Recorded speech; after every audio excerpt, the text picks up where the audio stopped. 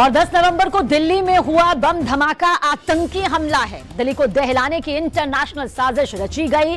सिर्फ पाकिस्तान ही नहीं, दिल्ली बम धमाके के तार अफगानिस्तान और तुर्की से भी जुड़ रहे हैं। और जांच एजेंसियों के मुताबिक जैश ए मोहम्मद का टेरर नेटवर्क 6 दिसंबर, जी हां 6 दिसंबर का बदला लेने की खौफनाक साजिश रच रहा है, जिसकी कमान मौलवी इरफान अहमद के पास थी। श्रीनगर की मस्जिद में बैठकर मौलवी इरफान ने तुर्की और अफगानिस्तान में जैश के हैंडलर से संपर्क साधा। सूत्रों के मुताबिक मौलवी इरफान ने जैश के लिए व्हाइट कॉलर आतंकियों का बाकायदा ग्रुप भी बनाया। मौलवी इरफान ने इसी ग्रुप के 2 डॉक्टर्स को तुर्की में ट्रेनिंग के लिए भेजा। और कैसे श्रीनगर की मस्जिद से ऑपरेट हो रहा था जैश का आतंकी नेटवर्क, मौलवी इरफान के सबसे बड़े राजदार ने दंग कर दी। हैरान करने वाली जानकारी यहां पर दी।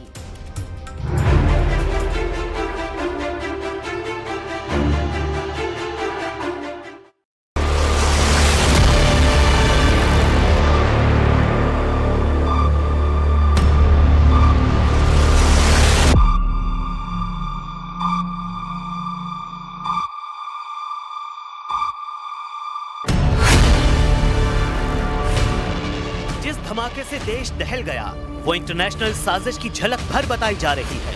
दिल्ली बम धमाके के बाद सनसनीखेज पर्दाफाश रुकने का नाम नहीं ले रहे हैं।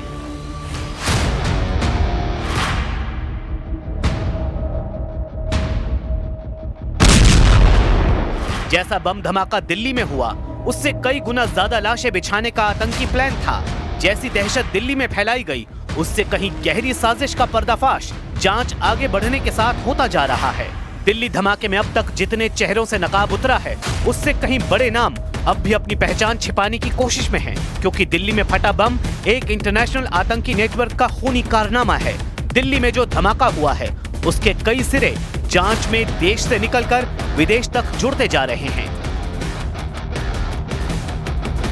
दिल्ली में धमाका हुआ जिसका कनेक्शन हरियाणा के फरीदाबाद से निकला। उत्तर प्रदेश के सहारनपुर और दिल्ली ब्लास्ट के अहम ठिकाने बताए गए। जम्मू कश्मीर में दिल्ली बम धमाके के अहम किरदारों के तार जुड़े। दिल्ली बम धमाके के असली आका पड़ोसी देश पाकिस्तान के बहावलपुर में बैठे जैश ए मोहम्मद के टेरर कमांडर हैं। इसके साथ अब इनके हैंडलरों की कड़ियां तुर्की और अफगानिस्तान से जुड़ गई हैं।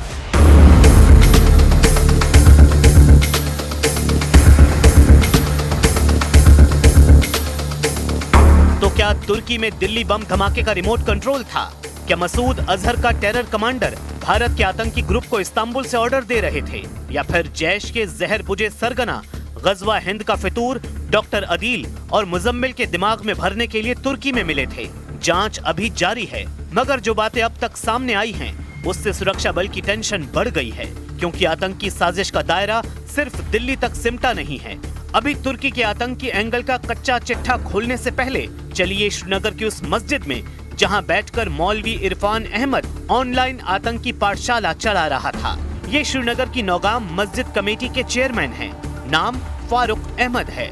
फारूक ने बताया कि पुलिस ने मजिस्ट्रेट के सामने मौलवी इरफान के कमरे का ताला खोला था, जहां से पुलिस को जैश ए मोहम्मद के वही आतंकी पोस्टर मिले जैसे नौगाम की दीवारों पर चिपकाया गया था। 18 दिन के बाद पुलिस आए, दिन को 4 बजे आया। वो मजिस्ट्रेट साथ है, वो सरदार है सब इंस्पेक्टर। उसने बोला फारूक साहब चाबी ले जाओ, तो चलो खोलो दरवाज़ा। हमने दरवाज़ा खोला, ये भी और वो भी। वहाँ से तलाशी की ठीक ठाक से बजट के, तो वहाँ से निकला जैश मोहम्मद के 3 पोस्टर है। हमें नहीं पता, सरदार ने बोला यही वो पोस्टर है जो नौगामा में चस्पान हुआ।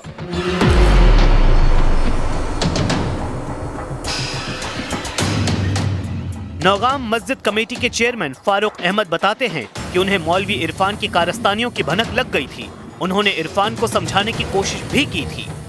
पहले शक हुआ ना कि हमारा मौलवी साहब ये गलत काम नहीं करेगा, मगर आज से दिन होता तो हमें हुकूमत लगता है कि मौलवी साहब को सुरवार है। जिसने ये गलती की उसको सजा गवर्नमेंट देगा जरूर, कि बेगुनाह लोग दिल्ली में इतने मारे गए। पुलिस को तफ्तीश और पूछताछ में मौलवी इरफान की टेरर प्लानिंग का सीक्रेट भी पता लगा है। खुफिया सूत्रों के मुताबिक मौलवी इरफान मेडिकल स्टूडेंट का ब्रेन वॉश करने के लिए जैश ए मोहम्मद का टेरर टेप दिखाता था। मौलवी Irfan Ahmad voice over internet protocol calls के जरिए अफगानिस्तान और तुर्की के हैंडलर्स के संपर्क में रहता था। मौलवी इरफान ने ही फरीदाबाद के टेरर मॉड्यूल को आतंकियों को टेलीग्राम ग्रुप ज्वाइन करवाए थे। सूत्रों से मिली जानकारी के मुताबिक तुर्की में बैठे एक हैंडलर ने फरीदाबाद टेरर मॉड्यूल से जुड़े डॉक्टरों को ये निर्देश दिया था कि वो पूरे भारत में अपने अपने लोकेशन को टारगेट करके फैल जाएं। बारूदी मंसूबे के साथ अलग अलग ठिकाने पर फैलने के बाद मौलवी इरफान की टेरर टोली स्थानीय लोगों से घुल मिल गई। यहाँ तक कि व्हाइट कॉलर आतंकियों के गिरोह ने दावतें भी दी। और कश्मीर आप गए थे, कश्मीर में उनकी शादी में? हाँ जी, हम 4 से 5 लोग उनकी शादी में गए थे। कैसी शादी थी? शादी नॉर्मल, उनका थोड़ा सा कल्चर डिफरेंट होता है, तो उस शादी में हम सब सम्मिलित हुए और सम्मिलित होकर वापस हम आ गए। कहीं उनके साथ आसपास घूमने गए हों? शॉपिंग के लिए वो श्रीनगर गए थे, वहाँ पर कुर्ते वुर्ते लेने के लिए, फिर वो वापस आ गए थे। हम अपना आगे घूमने के लिए चले गए थे। अच्छा, डॉक्टर अदील ने कुछ फंड्स आपके अकाउंट पे ट्रांसफर कराए थे? नहीं नहीं, ऐसा नहीं है। नहीं, मेरा अकाउंट की क्योंकि आपका एक हॉस्पिटल बन रहा है कोई? नहीं, मेरा हॉस्पिटल तो मैं घर पे जो था उसमें बनाया गया था। मेरे अकाउंट में कोई किसी भी तरह का कोई फंड्स नहीं ट्रांसफर हुआ। डॉक्टरों को कट्टर बनाने वाला इमाम इरफान आखिर इतनी आसानी से सब कुछ कैसे करता जा रहा था? सूत्रों के मुताबिक मौलवी इरफान अहमद सोच समझकर पूरी प्लानिंग के साथ लोगों को अपना शिकार बनाता था। मौलवी इरफान अहमद पाकिस्तान में बैठे जैश ए मोहम्मद के आकाओं से संपर्क में था। खुद जम्मू कश्मीर के शोपियां से ऑपरेट कर रहा था। दिल्ली धमाकों के आरोपी शाहीन को मौलवी इरफान ने फाइनेंस और दूसरे सदस्यों से संपर्क के लिए कहा और फिर उसने डॉक्टर अदील, डॉक्टर मुजम्मिल और डॉक्टर उमर के धमाकों को अंजाम देने की और जरूरी सामान इकट्ठा करने की जिम्मेदारी दी। सूत्रों के मुताबिक इन लोगों ने मेवात में बैठे इमाम से विस्फोटक लिया और मदरसी नाम के एक आदमी से डॉक्टर अदील, डॉक्टर मुजम्मिल और डॉक्टर उमर को लोकल सपोर्ट मिला। और इस काम में मौलवी इरफान ने सबसे पहले डॉक्टर शाहीन की मदद ली, क्योंकि वो अल फलाह यूनिवर्सिटी में सबसे ज्यादा सक्रिय थी। और फिर धीरे धीरे डॉक्टर आदिल, डॉक्टर उमर और डॉक्टर मुजम्मिल से जुड़कर एक नेटवर्क तैयार किया। लेकिन इतने भर से इरफान अहमद को इत्मीनान नहीं हुआ। उसने जैश के स्लीपर सेल के जहन में गजवा हिंद के जहर बुझे बूस्टर डोज देना शुरू कर दिया। सूत्रों के मुताबिक ये ग्रुप बेहद संगठित और सुनियोजित तरीके से देश भर में स्लीपर सेल फैला रहा था। मास्टरमाइंड मौलवी इरफान ने अस्पताल की नौकरी के दौरान कई डॉक्टरों को रेडिकलाइज किया। उन्हें गजवाए हिंद की विचारधारा और हिंदू विरोधी भाषणों से भड़काया गया। मौलवी इरफान अहमद का आतंकी टोला तैयार हो चुका था। उसने टारगेट सेट कर लिए थे। अहम तारीख पर देश को दहलाने के लिए मौलवी इरफान का आतंकी टोला निकलता, उससे पहले 2 अहम किरदार तुर्की भेजे गए। खबर है कि डॉक्टर अदील और डॉक्टर मुजम्मिल तुर्की गए थे, जहां उन्होंने अपने जैश के हैंडलर से मुलाकात की थी। मसूद अजहर के हैंडलर ने दोनों डॉक्टरों के आने जाने और ट्रेनिंग का इंतजाम किया था। इधर इरफान अहमद की लेडी विंग की कमांडर श्रीनगर और अनंतनाग में ऑनलाइन कम्युनिकेशन और फंडिंग की जिम्मेदारी संभाल रही थी। डिजिटल फॉरेंसिक जांच में 400 से ज्यादा इंक्रिप्टेड चैट्स मिले हैं, जिनमें पैसों के लेन देन, सेफ हाउस और आगे की प्लानिंग पर चर्चा की गई थी। 2023-24 में एक महिला डॉक्टर को इस्तांबुल और दोहा से कई विदेशी रकम मिलने के इनपुट मिले हैं। दोनों महिला डॉक्टरों ने अपनी MBBS की पढ़ाई ढाका मेडिकल कॉलेज से की थी। इंटर्नशिप के दौरान ही उनकी मुलाकात मौलवी इरफान से हुई, जिसने धर्म के नाम पर इनका ब्रेन वॉश किया। गिरफ्तार की गई लेडी डॉक्टर की एक और कार की तलाश में पुलिस जुटी है, जिसमें विस्फोटक सामग्री होने का अंदेशा है। सुरक्षा एजेंसियों का मानना है कि ग्रुप खुली स्लीपर सेल बनाकर देश भर में अपनी एक्टिविटी फैलाने की तैयारी में था। हर खुलासे के साथ ये साफ होता जा रहा है, ये सिर्फ आतंकी नेटवर्क नहीं बल्कि सफेद कोट में छिपी एक खामोश जंग थी। अब सवाल ये है कि तुर्की को ही आतंकियों ने क्यों चुना? जवाब तुर्की के डबल स्टैंडर्ड से समझा जा सकता है। दिल्ली और इस्लामाबाद में बम धमाके पर तुर्की का दोहरा रुख साफ दिखा है। तुर्की ने दिल्ली बम धमाके को मामूली धमाका कहा है, वहीं इस्लामाबाद में फटे बम को आतंकी हमला बताया है। तुर्की के राष्ट्रपति एर्दोआन ने अपने देश को कट्टरपंथियों की पनाहगाह बनाने में कोई कसर नहीं छोड़ी है। ये वही तुर्की है जिसने ऑपरेशन सिंदूर के वक्त पाकिस्तान को हथियार दिए थे। ये वही तुर्की है जिसे कश्मीर पर मठाधीशी करने की सनक सवार है। मायने ये है कि तुर्की के एक चमकते शहर महज छलावा है। इस चकाचौंध के पीछे गहरी आतंकी साजिश पनप रही है। ये तुर्की ही है जो जो पाकिस्तान का सबसे बड़ा हमदर्द बनता है। इसलिए आतंकी आका तुर्की को सेफ ग्राउंड मानने लगे हैं। हालांकि भारत के खिलाफ विदेशी धरती पर रची जा रही सभी साजिशें धुआं होती जा रही हैं। भारत में आतंकी मंसूबे के साथ बिलों में छिपे चेहरों की धरपकड़ जारी है। जैश ए मोहम्मद के साथ जमात इस्लामी के नेटवर्क पर बहुत बड़ा एक्शन शुरू हो चुका है।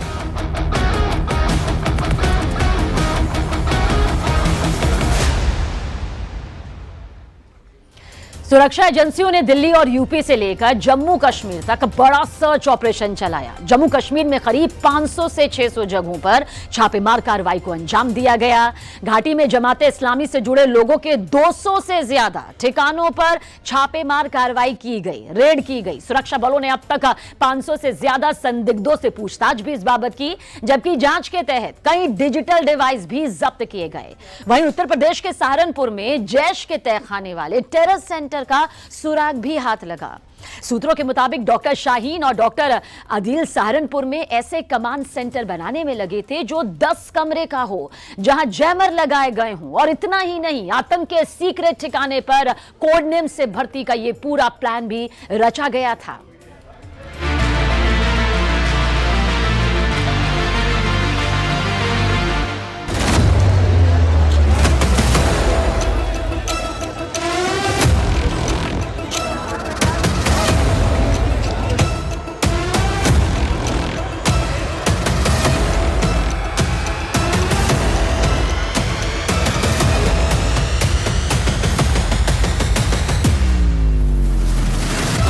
जैश ए मोहम्मद का विबीड बम क्या है?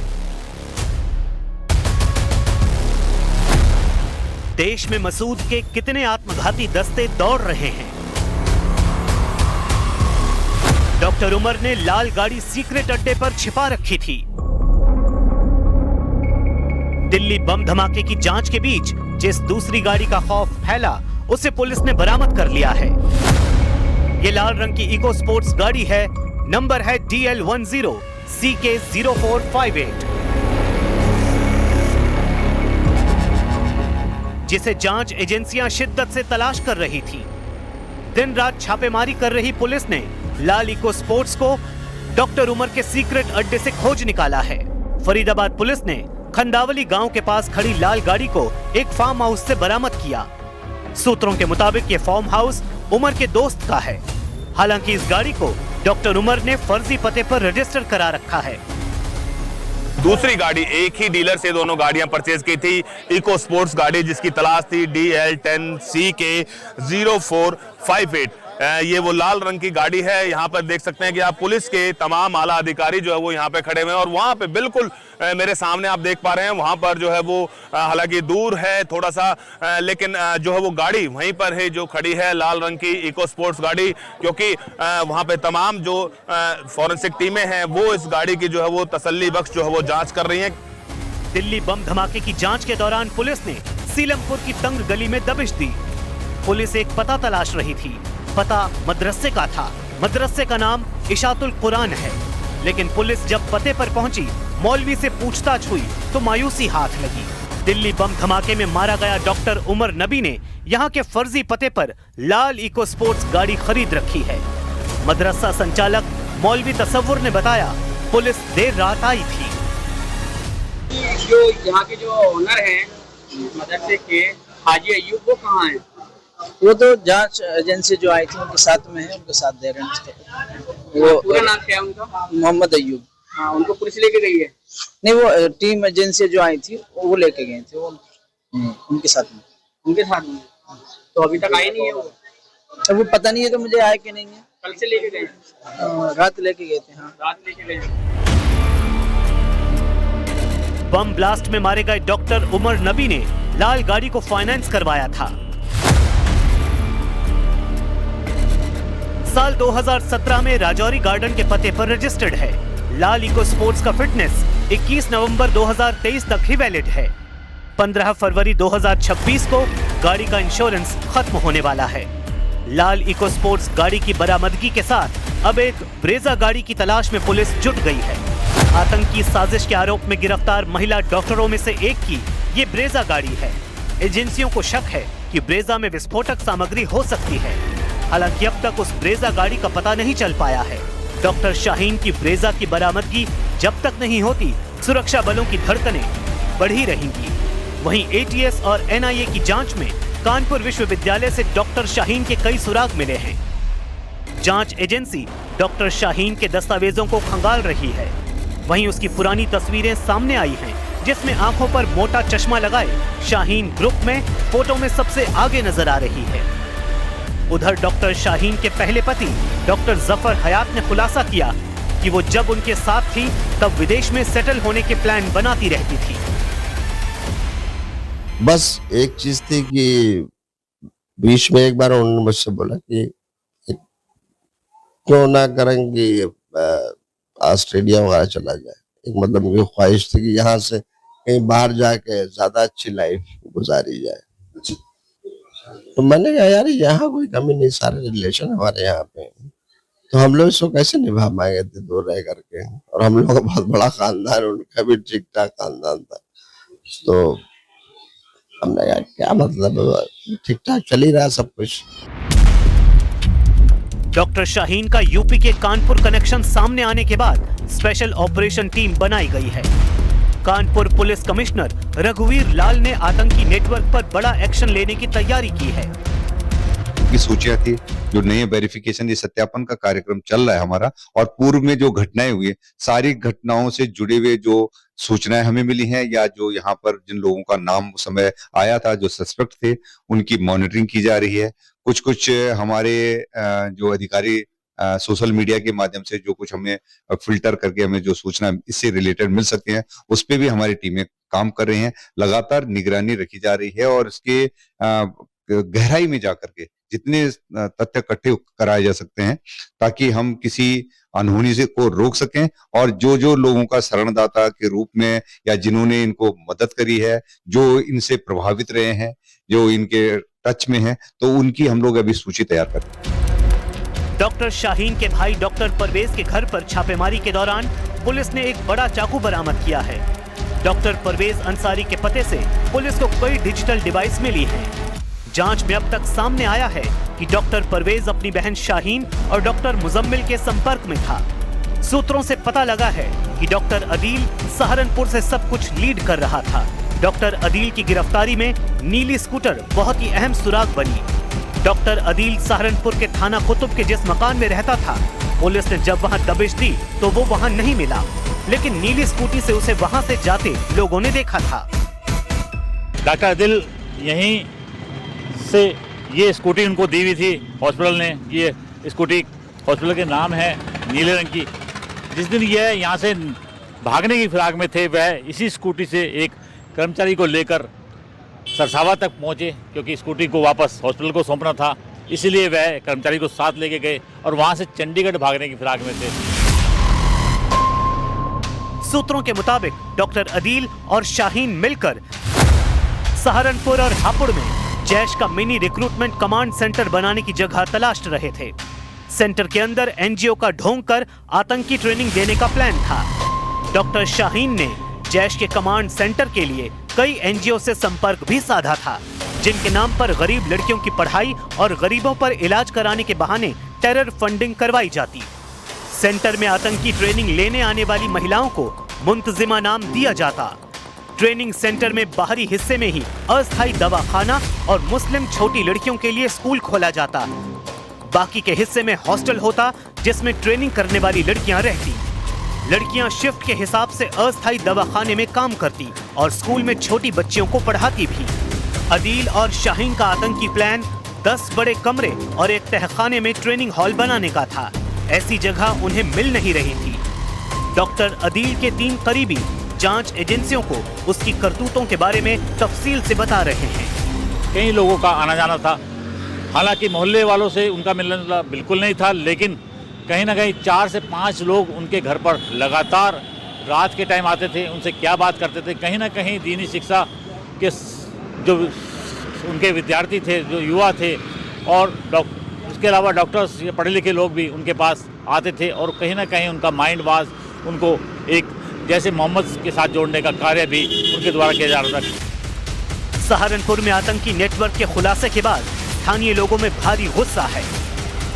अगर कोई इस तरह से हमारे क्षेत्र के अंदर भी, मोहल्लों के अंदर, बस्तियों के अंदर मकान किराए पर लेकर के, या वो डॉक्टर हो, या वो कोई मौलवी हो, या वो कोई पंडित हो, कोई भी हो, अगर वो संदिग्ध पाते हैं तो उसकी सूचना पुलिस को दें। डॉक्टर हो या कोई भी अदर आदमी हो या कोई भी अदर बिरादरी का हो, तो गलत है हमारे हिंदुस्तान के लिए।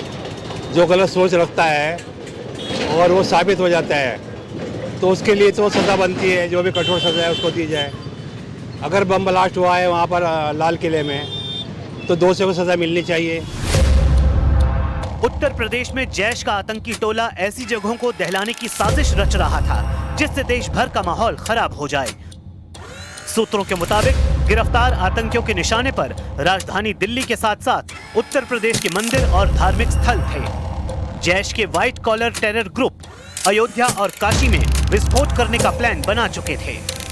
सूत्रों के मुताबिक पुलिस के शिकंजे में आई डॉक्टर शाहीन ने अयोध्या में स्लीपर सेल को एक्टिव किया था। सूत्रों से पता लगा है कि आतंकियों ने अस्पतालों और भीड़ वाले बाजारों को भी हिट लिस्ट में रखा था। आतंकी वारदात को जैश के व्हाइट कॉलर दहशतगर्द विबीट का इस्तेमाल कर अंजाम देने वाले थे।